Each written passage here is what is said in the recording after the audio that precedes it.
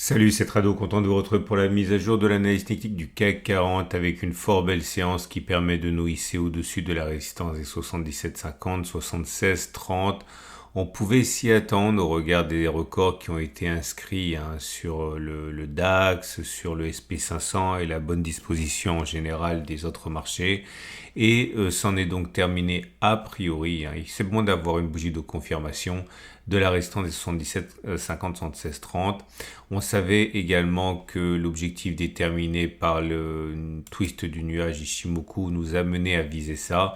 Je vous rappelle, si vous découvrez le format, que l'objectif c'est de prendre la distance entre le plus bas et le twist, reporter sa part de là, le twist, et vous voyez, ça donne un objectif qui était de rallier ce point-là, et ça a été fait, on a rallié ça, pas justement sur la séance de vendredi. Donc tout se passe, on va dire, pour le mieux maintenant. Ça va nous amener directement sur les données hebdomadaires. Je vais vous montrer ça parce qu'il y a deux choses intéressantes pédagogiquement. Je ne vais pas faire de backtest aujourd'hui parce qu'il y a des choses intéressantes à expliquer. Regardez ici.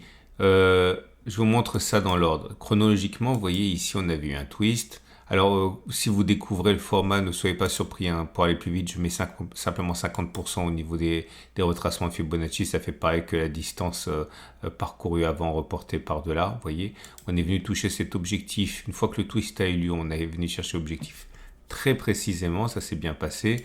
Puis après, on a twisté dans l'autre sens. Ici, l'objectif, c'est la même chose. Vous prenez le plus bas, vous mettez 50% au milieu et vous voyez que l'objectif a été touché là. Et d'ailleurs, on est allé plus haut, ça montre bien que ce n'est pas un objectif final, c'est un objectif intermédiaire. Et ce qui est intéressant, c'est que là, on a vu un twist baissier, on l'a accompagné, et comme vous pouvez le voir, ça n'a pas fonctionné, puisque l'objectif, c'était de faire cette distance-là, qui est d'aller chercher le bas de la zone, ici, et vous voyez qu'on a retwisté dans l'autre sens. Ici, je vais vous montrer comment on fait. C'est important, c'est un peu plus compliqué visuellement, mais c'est pas si compliqué que ça. Donc, vous voyez, le twist a eu lieu aujourd'hui dans l'autre sens. Vous faites pareil. Vous prenez le plus bas, vous mettez le twist au niveau des 50%. Et vous allez voir, normalement, l'objectif, c'est à chercher 8000, ça ne s'invente pas. Ok. Je vous montre un exemple assez similaire pour vous montrer que c'est loin d'être rare. Alors, attendez, où c'est que ça s'est passé? Voilà, ici. Vous voyez? On a eu notre twist baissier là. L'objectif, c'était d'aller chercher donc la zone des 4970. On ne l'a pas fait. Au contraire, on a retwisté dans l'autre sens ici. Donc, on reprend les plus bas, on remet le twist au niveau des 50%. Et là, par contre, ça a fonctionné à la hausse. Tout ça pour vous dire quoi? Que voilà, d'abord, rien ne fonctionne à 100%. C'est la preuve. Là, ça a bien fonctionné. Là, ça a bien fonctionné. Là, ça a bien fonctionné. Mais on ne peut pas non plus préjuger que ça fonctionne tout le temps. Et là, le retwist dans l'autre sens nous amène à considérer un retour sur les sommets, ni plus ni moins. Okay, et il y a d'autres éléments intéressants que je ne vais pas tester pour vous parce que j'ai déjà testé. Regardez le SHAF, le SHAF qui délivre un signal haussier en données hebdomadaires. Le MACD qui donne un signal haussier en données hebdomadaires aussi. Vous voyez, beaucoup de choses militent pour une continuation de la hausse. Je reviens sur les données journalières. Et à ce niveau, on n'a pas d'autre signal par contre sur les données journalières. Tous les signaux ont déjà été déclenchés. On a parlé en son temps du SHAF, on a parlé en son temps du TRIX, de la Rune, etc.